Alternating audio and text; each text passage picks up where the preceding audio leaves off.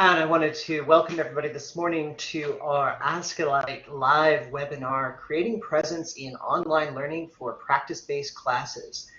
I'm David Porter, member of the ASCILITE Executive and your facilitator for this session. And currently we have with us Carol Johnson from the University of Melbourne. So welcome, Carol. I'll bring you up on the screen there so folks can see you. And Carol was recognized last year as one of our ASCILITE emerging scholars. She's going to be talking about some of the work that she's done in music education, but that definitely has implications for anybody doing experiential learning in STEM or other fields. So without further ado, I'm going to turn it over to Carol. Well, thanks so much, David. I really appreciate that. And welcome, everybody. I just want to give a warm welcome to each one of you. It's so exciting to see so many different parts of Australia and Asia represented here. And we were talking earlier as people were coming in and just seeing where everybody's positioned. But before we get into our chat for today, I wanted to talk about where everybody is from. So we're going to have a quick little interactive piece, and everybody should, up in the top area, have a little pencil bar or a little pencil. Can you go and just take your pencil and mark a little X on the map here as to where you are? You'll see that you can draw on the screen. We're probably going to get a whole bunch of people just marking it up, which is wonderful. So feel free to take your pencil tool. Oh, New Zealand. Oh, I moved it down. Oh, I'm so sorry. I actually thought I put up the New Zealand one here on the right side with Australia and New Zealand. Oh. Pencil tool is up. Thank you. Thank you for those who are drawing in New Zealand. Oh, I'm crushed that I actually went in and did two. David, can I just ask a quick question? Are people not able to have the pencil tool in their? I am actually working to see if I can get that turned on for folks. Bear with me for just 2 ticks. Okay. Sorry about that, everybody. I was getting ahead of the game here. I'm going to go in and mark a couple of people because I know that we've got New Zealand that is represented very much so here. And please don't think that I forgot about you. I just literally dragged the wrong part of the map onto the PowerPoint slides. We've got Melbourne, so I'm going to look close here. We've got Melbourne. We had some Wollongong, which is up here. Canberra. You're asking a Canadian to make geographic connects on Australia, so please bear with me. And Toowoomba, yay! All right, I'm thinking that that's a little bit up there. Adelaide, it's over here. Oh, look at that. We've got some really great representation. I saw Singapore was mentioned. Townsville. Oh, that's I think it's up here. And again, please. Thankfully, my academic scholarship is not in geography, so we are. You're getting my lack thereof. All right, so we have a few representations wide across the map, and it's wonderful to have that. And we are going to, as we go and move into the workshop here, and let's not worry about the tool right now. we're looking at how we can create some presence just in our discussion here today. And so it's one of those things that as we start to look at the tools and how the tools work and different things like that, those are things to take into consideration as you're moving through the use of those kind of tools when you're doing your presentations and online. So what we're going to do today is I'm going to do a quick background context, and then we're going to talk a little bit about the challenge, to create presence in online learning. I'm not just going to talk about music. I know that I often do, and I just want to make sure that we're covering a variety of aspects in the online learning sphere and the disciplines that are represented there.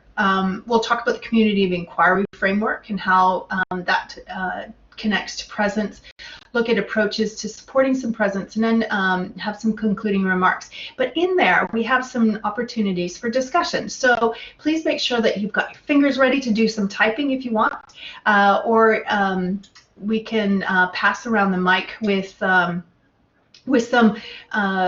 just raised hand, and then to help organize the chaos in the online environment, we'll ask you to raise your hand for the microphone, and then we can pass it off to you.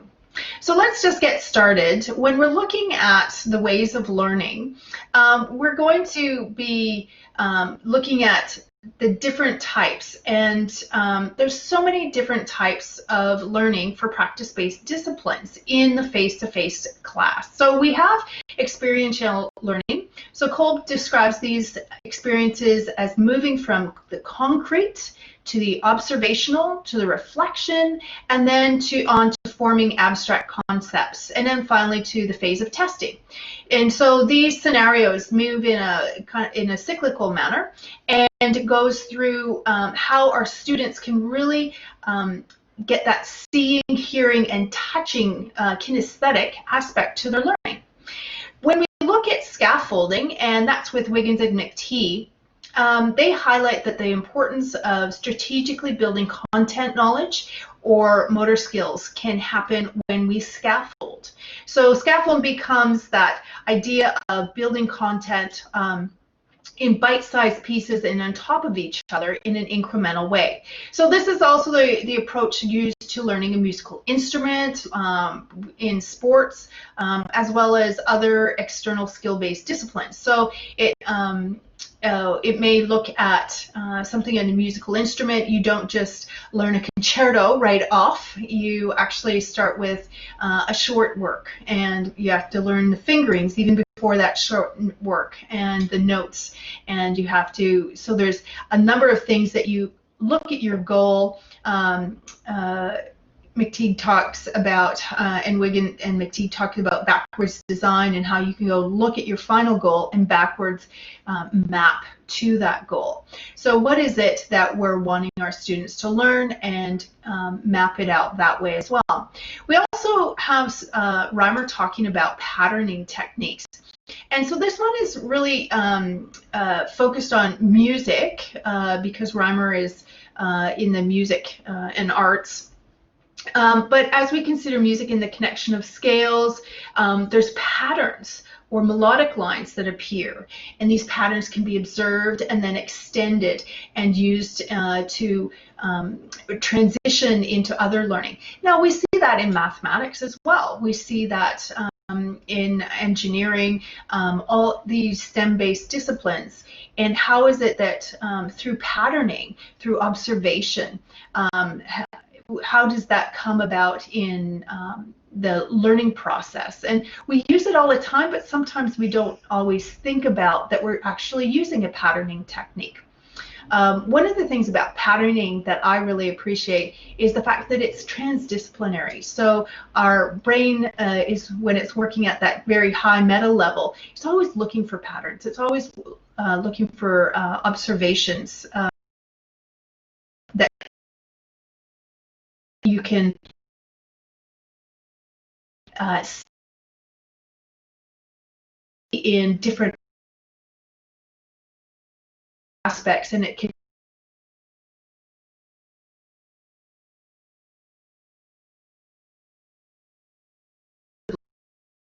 model. This is one. And oftentimes,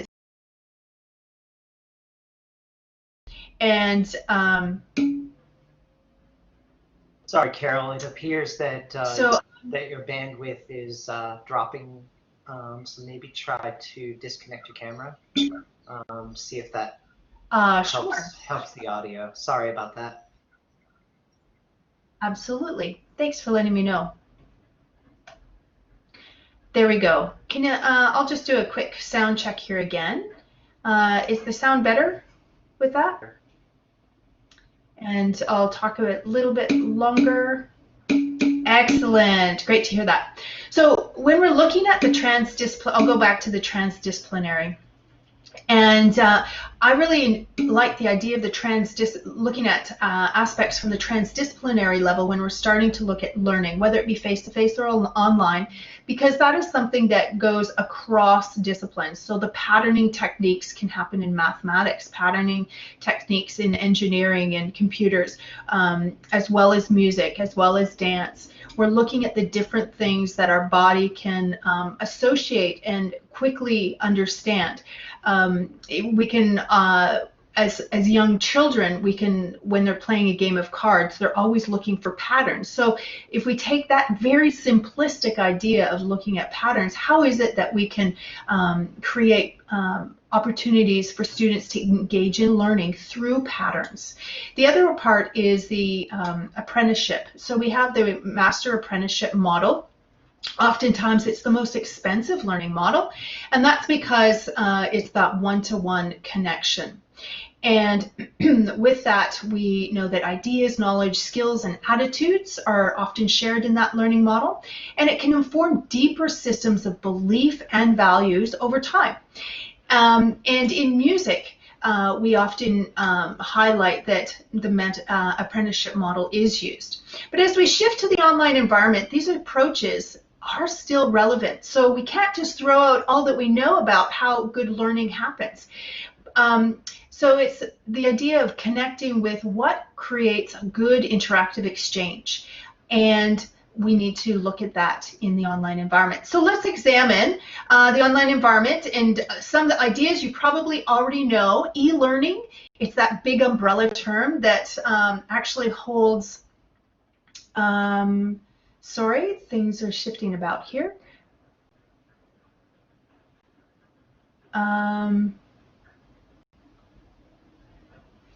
There you go. The umbrella term that houses online learning, blended learning, as well as face-to-face learning.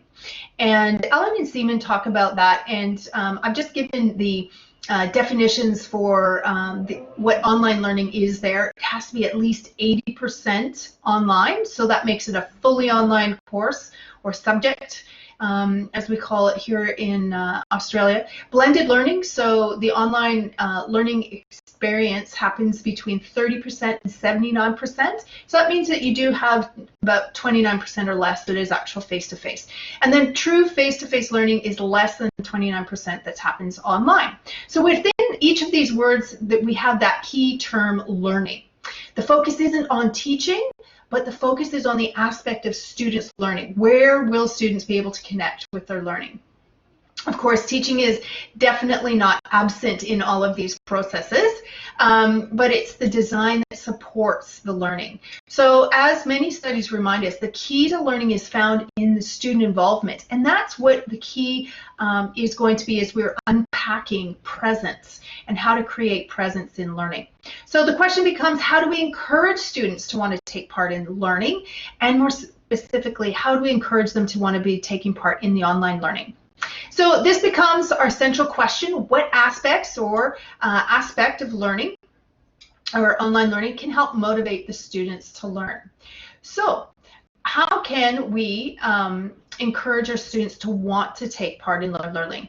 And we're not able to answer that question all in this webinar, it's so short, but we're going to look at some ways and some key ideas as well as practical takeaways. I think it's important to have a second question here, and that's about our big why. Why do we want students to be motivated in online learning? Now, I know that many of you might be going, well, we already know that we need to have motivation happening for students to connect to their learning. Yes, of course. But how do we connect? How do we create that motivation? What is that sweet spot where students really want to feel like they're connected and they're interested in their learning? So I took the liberty of locating some data to situate the importance of our why question today. So these stats are taken directly from Australian government website on higher education, and we can see that the stats identify 3.4 increase in the total students between 26 and 27, and then we see a 3.2 increase of number of students here in Australia in regards to the number of tertiary students. So in the Australian context, we also know that the government has describes it as mixed mode and external mode. So that could include online MOOCs, blended learning. So we don't have specific data from the Australian government that says this is strictly online learning. But here, when we look at the why, it's important that we have online learning ideas and processes and how we're going to design understanding of how to get to the online environment. We can see the why is important as we move through 2016 to 2017. We have a 7% increase, and here from 2017 to 2018, we have 4.5% increase in these external and mixed modes. Now, we don't have the data yet for 2019, but we do have some anecdotal, very experiential data that we all are taking every day here that pretty much also moved to the online environment in tertiary. So that becomes our why. We need to know how to teach with presence in the online environment and teach with appealing to motivation for students, because we have a lot of students who currently are in the online environment who never were before. As well, we have a lot of teachers who were never teaching in the online environment. So that begs the question of how do we teach for that presence? How do we teach for connecting our students?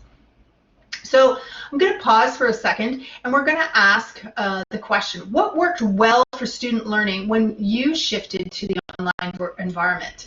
And why do you think it worked well? We're going to have 3 or 4 minutes here, and I want to hear what worked well for you over this past semester.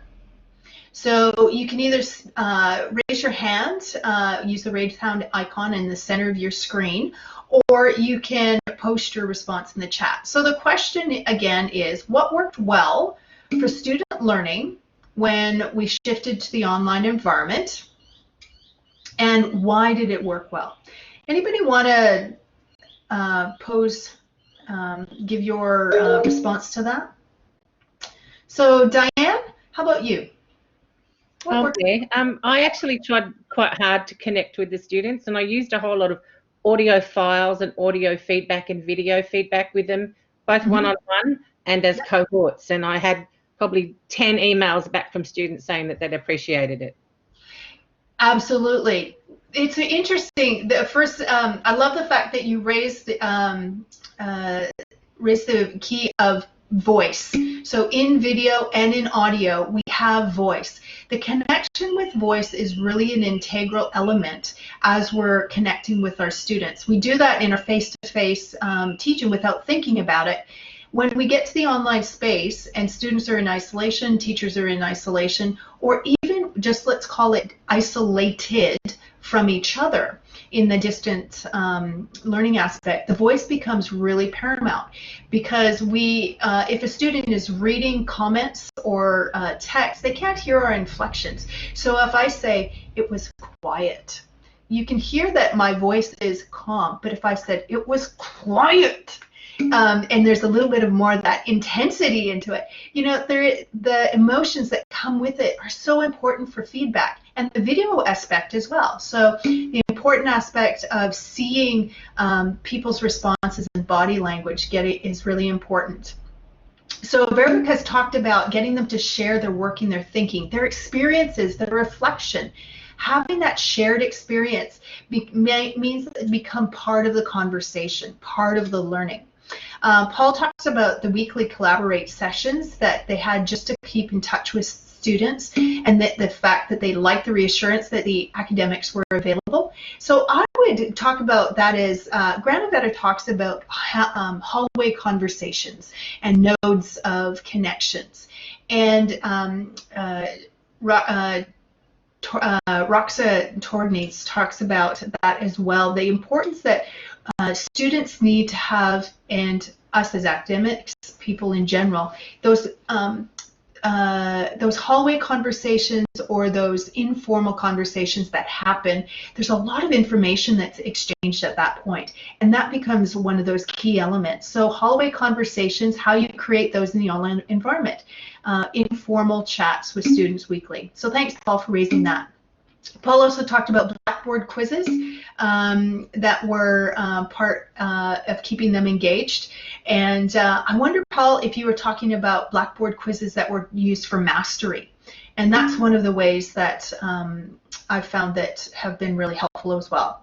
Zoom breakout rooms, Shobha talks about, worked well for online synchronous tutorials. So that's the aspect of the live streaming. All students can talk at once. This is aspect of live streaming or synchronous. Melissa talks about the point about the voice and presence, and she's experimenting with VoiceThread for semester 2. So VoiceThread, for those of you that don't know, is an opportunity where you can put up, you can get an account and share it with just through a link, and students can actually go and comment on photos, on video, and have a asynchronous conversation around a certain topic that you have. David said that they used Poodle, and they had success in communicating with staff and students. So again, it's that there needs to be that communication. The common thread that we're seeing here in this, as we highlight, is communication, exchange. Stuart also highlights that there was a per week schedule with given objectives and time frames, organization. So it's not talking about lectures and tutorials, but rather about the learning content and activities were very much organized and framed. Drop-in sessions had weekly roadmaps. Predictability is your friend in the online environment.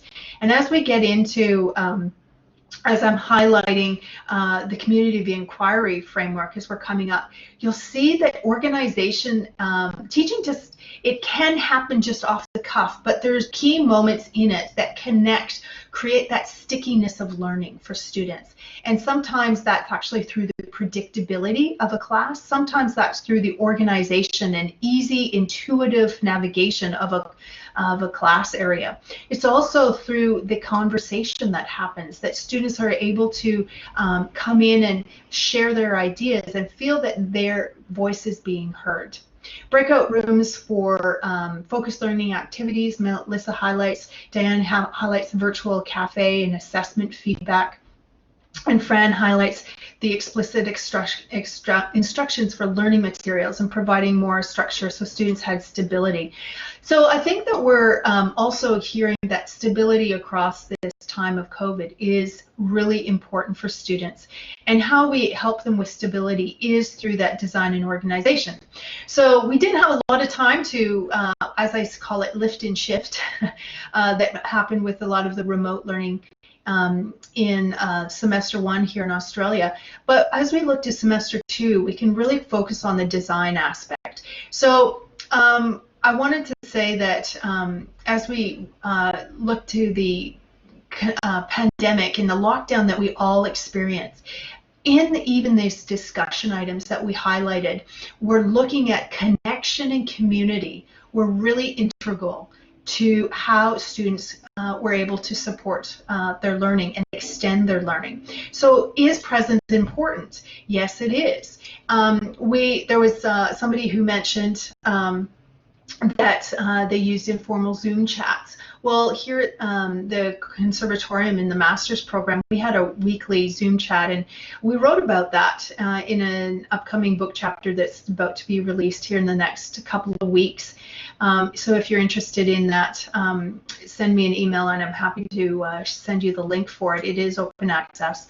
But the idea was that we actually saw students continually showing up in an informal, non-graded experience. And so that really resonated with us, that students are looking for that communication, connection with others, connection with their peers, connection with ensuring that the content, what they needed to know for the content, and that reassurance of assessments and any assessment changes, that became really important. And one of the positives that is coming out of this COVID understanding, COVID teaching understanding, are the really integral aspects of teaching online. So I'm sure that you have heard or experienced yourself that some of the challenges that happened during this lift and shift stage, where students didn't know how to use the LMS, perhaps teachers didn't know how to use the learning management system to the extent that they needed. Design was perhaps not in the forefront as the changing of face-to-face artifacts were moved to the online environment. You can't just take your face-to-face class and just put everything up into the online environment as an archive. You could, if you're using your live stream sessions to say, now you can go into this folder here and here. But if you want students to really feel that they can connect offline with that learning, that design aspect becomes really important. So we're seeing that in our movement as we're coming into semester 2. So as we look to the community of inquiry framework, which I've posted here, and Garrison, Anderson, and Archer started this back in 2000, and it was focused on text. Now, there are some challenges in regards to, well, this model is just about text. Well, we've looked at it. There's been thousands of studies that have actually used it to look at online learning using multimedia as well.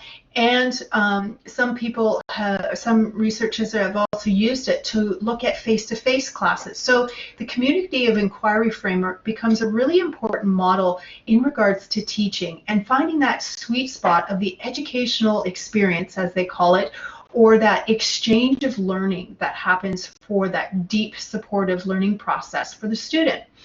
And when students connect with the content, when they connect with others, and when they connect with the overall teaching design, this is where that educational experience, that really, as I called it, the sweet spot of learning can happen. And so here we have the 3 distinct presences: the social presence, cognitive presence, and teaching presence. And they come together to create that rich, deep, meaningful, collaborative, constructivist learning experience.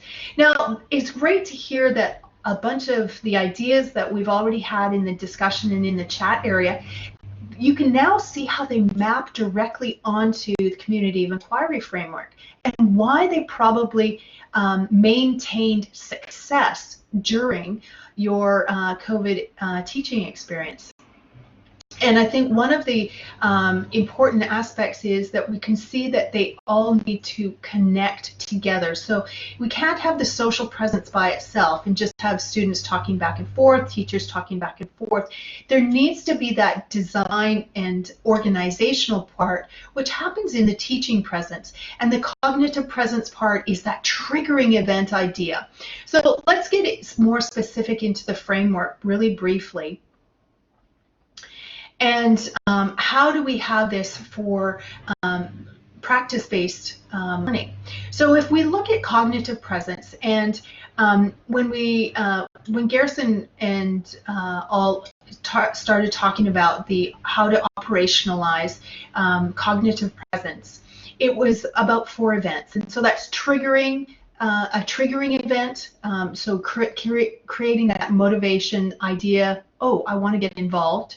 Event, the exploration of the student goes and looks and is exploring what that event is about, the integration of the ideas from the event, and as well as the resolution and putting it more into practice.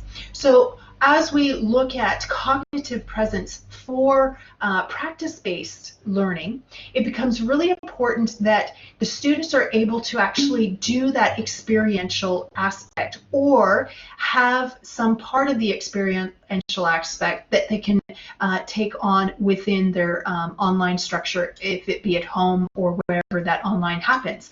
So it means that if we have quizzes, we need the quizzes to be foundational. Perhaps it's in Bloom's taxonomy, if you will, of those remembering and understanding phases.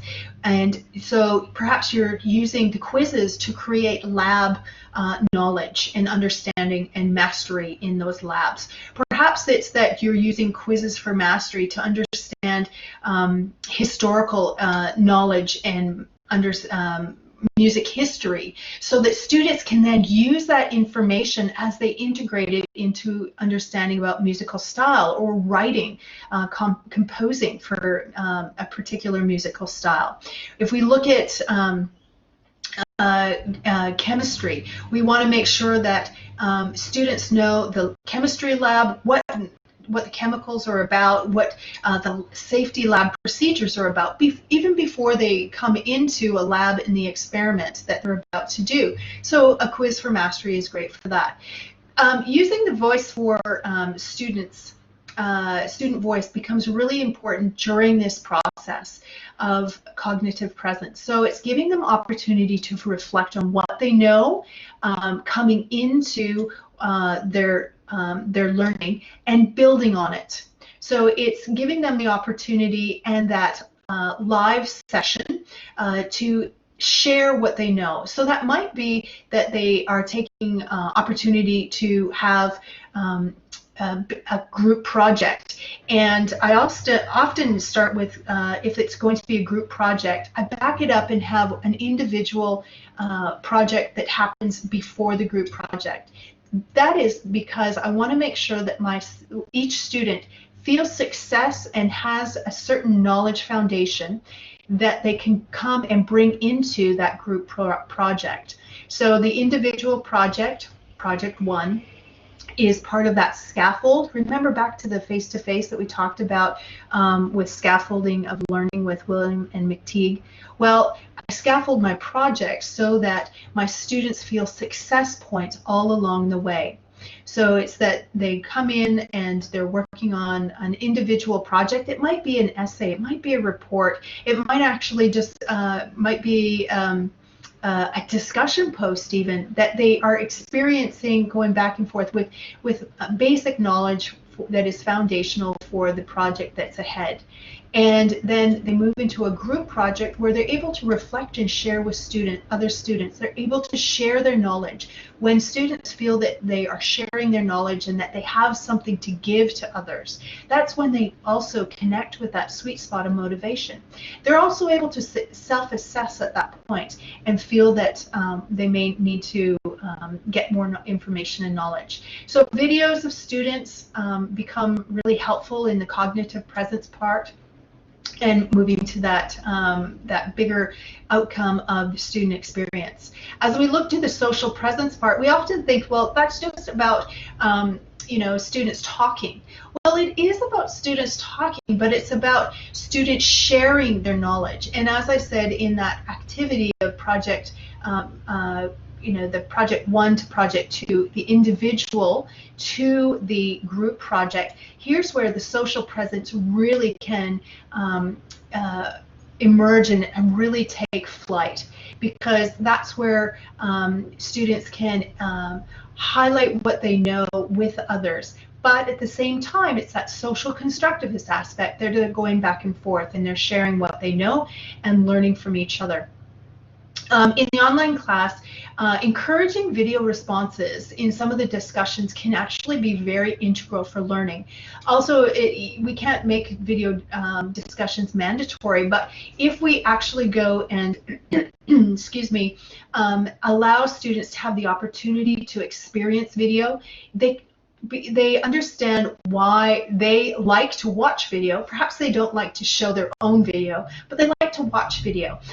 In a multimedia study I did back in 2018, it was really great to see that students had metacognitive discussions using video. So if you're interested in any of that study, I'm happy to show you or share that reference with you, and those are at the end. But we know that multimedia has that opportunity to demonstrate body language, as well as you can hear the vocal inflections, and students can put up graphics that are of interest to them, and personality can come across at the same time. So that's important with the social presence. When you're creating your online class with regard to the in-discipline needs, that becomes key as well. So remember that we model everything that we want our students to have about the discipline. So in your specific discipline, your practice-based discipline, what are those important key elements about social exchange that happen? And those are, it's essentially that your social in-discipline culture, if you will, that you're expressing socially. And different disciplines have that, have different needs. For example, in music, so we really have the need for students to feel part of the exchange with each other, because of course when they play their instruments, they're playing together, they're collaborating often, because that's what an ensemble is about. And so when they come into the online environment and they're not able to participate in those ensembles together, they're going to have a really, really strong need, and there's an urgent need for them to feel that they're connecting, that they're collaborating with their ensemble peers, even though they may not be playing with, performing with them together. So these important aspects to consider in regards to that. So the breakout sessions can be a really great place for having that social presence expressed, as well as video can be a good one in the discussion area, as well as I encourage projects at the culmination of a project that students also have a short 3 to 4 minute video highlighting what their project was about, because this is also going to be a way that they can share their knowledge, feel success in that, that they're sharing it with others, but then they can also watch 3 to 4 other presentations and reflect on how their project differed from other projects, how different projects were put together, and that becomes an important part of, again, that cognitive connection exchange. But all of these things don't happen without the overlap. So when I'm talking about social presence, you're hearing me talk about activities that are designed, but that's also part about the model itself, and how the model really is as strong as all the presences represented together. So if we don't have all of those presences coming together and represented, we can't often get to that sweet spot. The supporting discourse is the important part for how we move from the social presence into the cognitive presence. So you can see by the green arrow there why I've highlighted and spent a little bit more time talking about how students can share their knowledge with each other and feel that they're part of it, part of the learning together. So when we're looking at the teaching presence as well, so it's focused on the design and the organization of online learning. However, it's not just about the teacher. So in teaching presence, students can look and can and should have some of the part in facilitating of the learning. So this type of role means that the students are getting ownership and responsibility in their learning, and this is found to support self-assessment, which is part of the self-regulation theory.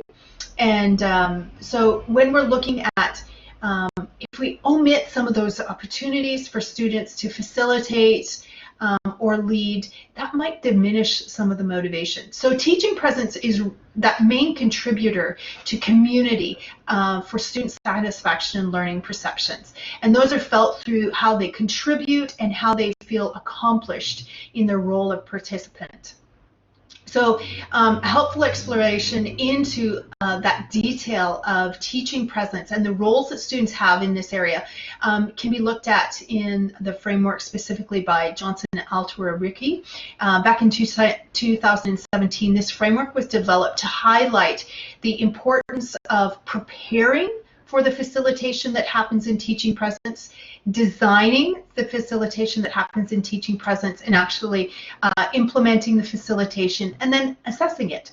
So together we can see that this teaching presence is quite diverse and quite large, and it holds that clarity of design for the online class structure, as well as the organization of the learning and its scaffolding. So all of those things that we talked about at the beginning with experiential learning and patterning and scaffolding, all of those come into the teaching presence, the design portion, how it's organized. We heard about from a couple of people the strength of design and the organization of the structure that students really felt that needed that predictability, and that comes into this teaching presence. And it also means that students should have opportunity to be a part of that and to take responsibility, because we know that when students take responsibility, they also get that feeling of success in the learning of responsibility. This obviously isn't an exhaustive list of what happens in the teaching presence, but these are ideas to get us thinking about the vastness of what can the impact of teaching presence can have, and how it moves through this important aspect of setting the climate to go into the social presence, as well as teaching presence, what you select into the content for your teaching, and how that helps triggering that event of the cognitive presence. So these ideas, as we can see, are not in and of themselves again, and it all moves through to create this educational experience together. So I would like to pose some questions when we're considering how to create that presence for practice-based learning. And it might be that you're using live stream sessions. So whether you're using live stream sessions or whether you're looking at specifically your course design or your subject design itself, ask yourself, what's the main reason for this actual session or for this content module? Is it leading to cognitive, that triggering event that we talked about? Is it leading to social presence and the development of student exchange of knowledge? What are the voices that are given as you talk about the opportunities to lead and interact together in your session?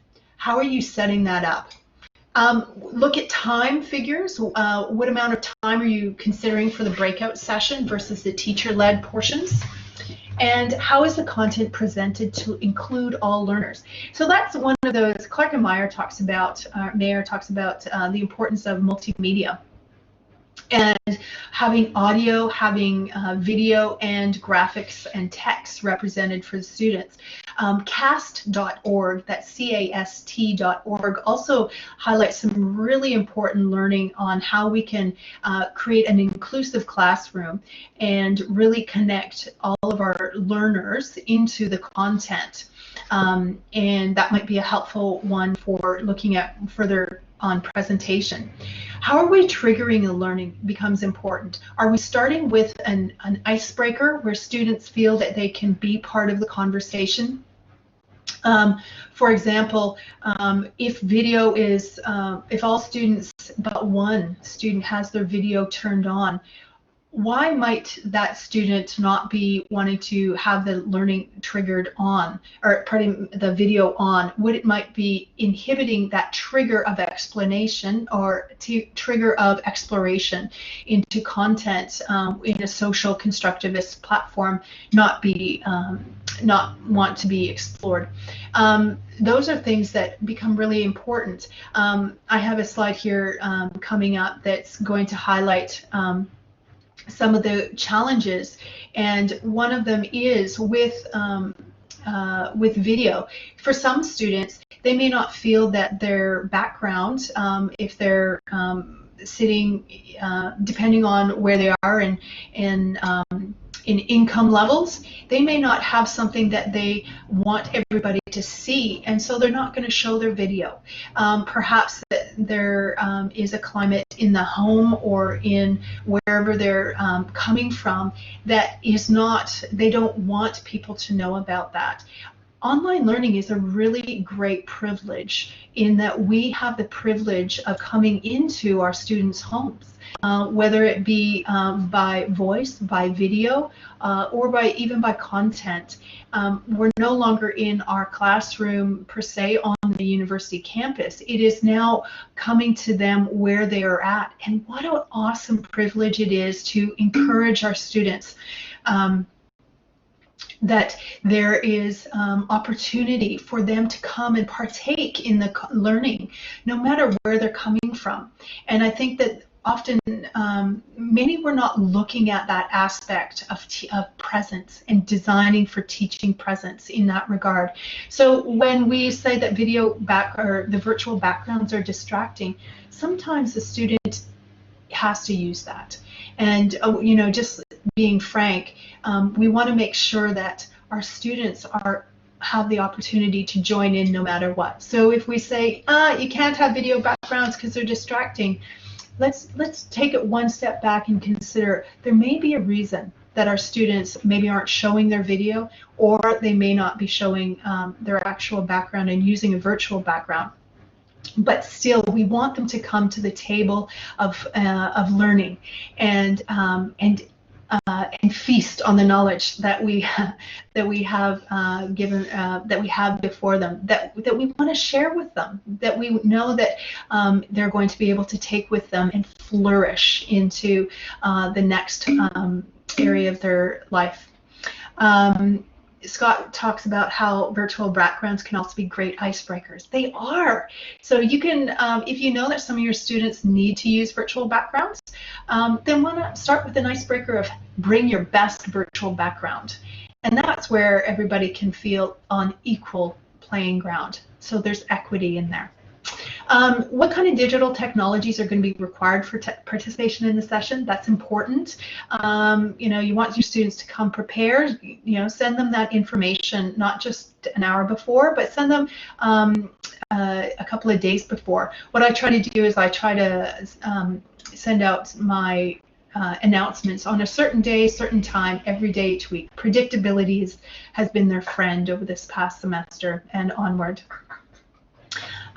David Porter also said there's consideration to think about building community and providing a safe space in which students feel safe to be able to share. Absolutely. So how is the shared facilitation occurring? So are the students connecting in with that? What does that look like? And how are you enabling practice-based activities to take place? So here are 4 of those ideas that you want to look at for creating presence. And this is just talking about video communications. We don't have time to go through all the different types of apps that there are out there, or ways to communicate in discussions as well. But you might want to have agreement to have video on. You might want to look at ensuring that they can have a virtual background. You might want to say no bathrobes, because that might actually come up. I've had a student, not in my current university situation, but I have had a student show up in their bathrobe. They had clothes on underneath, but she was just, that's her casual way of showing up, and it wasn't anything that other teachers had talked to her about. And so offline, I said, you know, I would really like it if you could let me know why you might be wanting to show up in a bathrobe. Could you help me understand that? And so it started a conversation, and she didn't actually realize that it might be portraying a different kind of attitude than she wanted to portray of herself, because we do have online personas that are given across, because people can't see, not seeing all of our body posture, and maybe they're just hearing our voice. Your mind pins things differently as you're in the virtual space. So those are things to consider. Also, the body position in your screen. So just a really quick one here, and I'm going to share my video, and hopefully my video is going to not mess things up. But so here, if I'm sitting in the middle of my screen and having a conversation, and I'm looking directly here, and it feels like I'm talking directly to you. But now, if I look over here and I say, yes, I agree with that, you might think that I'm talking to somebody in the background. So eye position is really key when we're trying to make that connection to whoever we're talking with online.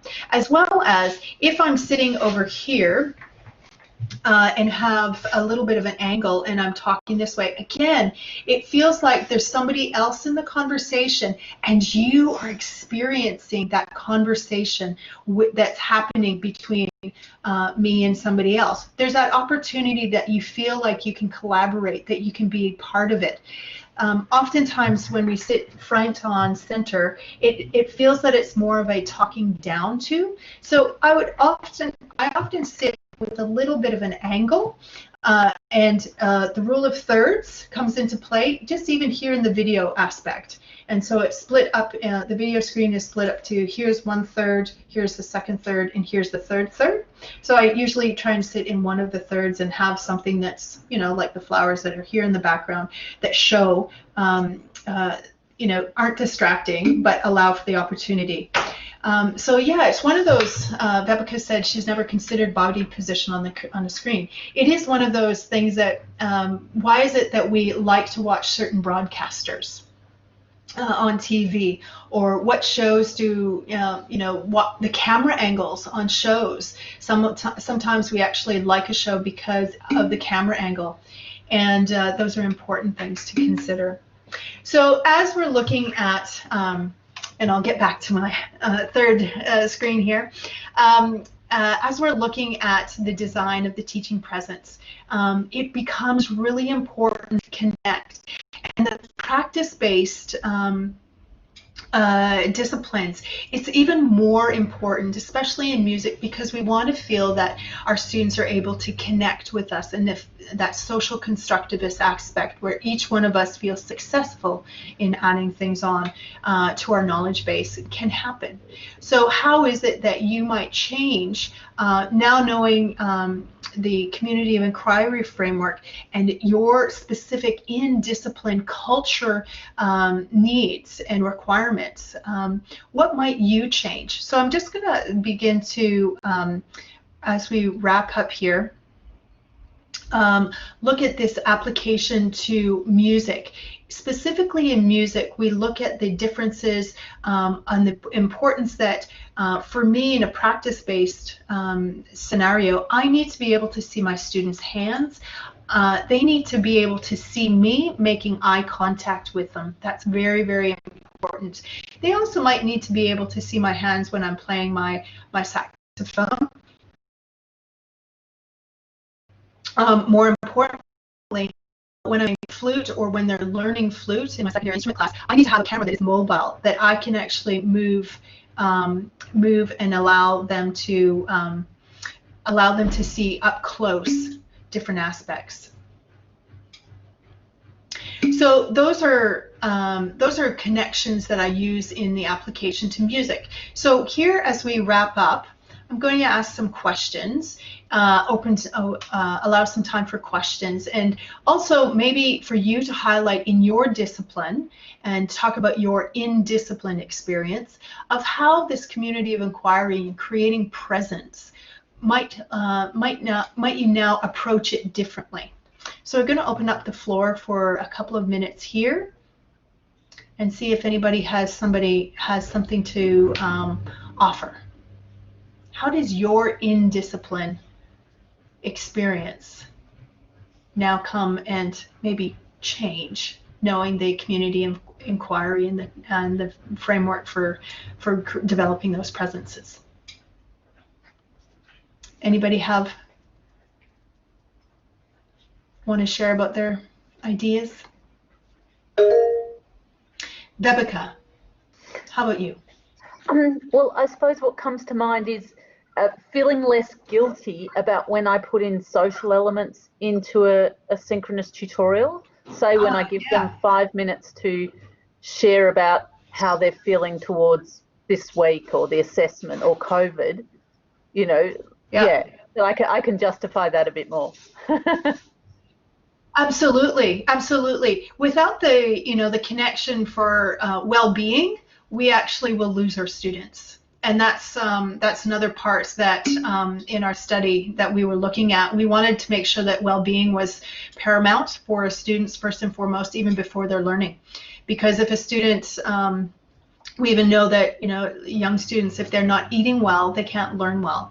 So we know that our higher education students, if they're not feeling well, then and their well-being isn't being taken care of, they can't participate in learning either. Oriel says we have weekly discussions that are assessed, but we get students to volunteer to put up the prompt and provide the resource and run a week. I love that. I do that as well, Oriel, and it's a fantastic opportunity for students to have an aha moment about how challenging the facilitation can be and how to respond to so many different posts. Yeah, that's great. So how have your perspectives regarding your discipline changed with the introduction to the community inquiry that's been presented here? Anybody else want to share their ideas on that?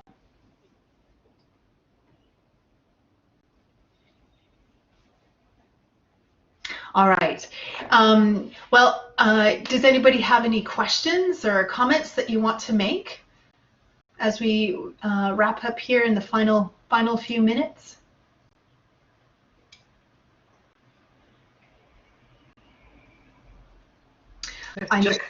Sorry, go ahead. I was just going to say we have just a couple of minutes for questions, ideas, thoughts, if anybody wants to share or ask Carol a question before we wrap up.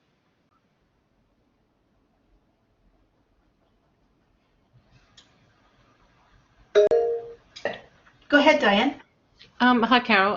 Thank you. I really enjoyed the discussion. Thank you very much, and everybody's contribution. So, I use I teach entrepreneurship, innovation, and critical thinking and creative thinking, and for business students. So they're not psych students, as in training, but and so I use music to do one of those things. So I just wanted to say it was really interesting to hear all the elements of your music, practice-based stuff that I think is really going to help with my critical creative thinking class. So music is used to help me teach whole brain theory. So thanks. Yeah, it's great. Yeah, if you can teach music online, and I've done that since about 2006, finding those opportunities, and even as was shared earlier, that we can't feel guilty for creating a social experience. That's what teaching is. It's just how do we design that in for productivity and time commitment, and I think it's just using that idea of music and having that connection point. We can really see the importance that music definitely does need to have those connections, those social connections, and the connections in the online space, and so how it leads into the practice-based, all of the practice-based disciplines becomes important. Thanks for sharing there.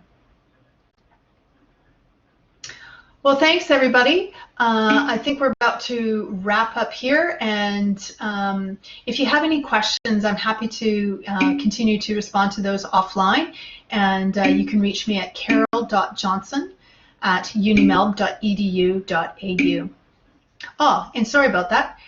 There are the references. There you go. You can grab some right there. Sorry about that, Oriel. Yes, Melissa, when the recording comes through, you should feel free to share it. All recordings of our ASCILITE live sessions do appear on the ASCILITE website and on our YouTube channel. So you will be able to catch up with those and some of our other sessions afterwards. And with that, I think we probably draw things to a close. I want to thank Carol for her presentation. Very informative and lots of good information in there. We very much appreciate it. And thanks to all of you who took the time out to join us for the session today. We want to invite you to join us for our next ASCILITE Live webinar, which will take place on the 1st of July. And those details will be coming through in our ASCILITE Digest, as well as available on the website through our usual social media. And that will be Petrea Redmond from University of Southern Queensland, who will be talking about engaging students in the online environment and supporting students in the online environment. So thank you very much and have a great day, everyone.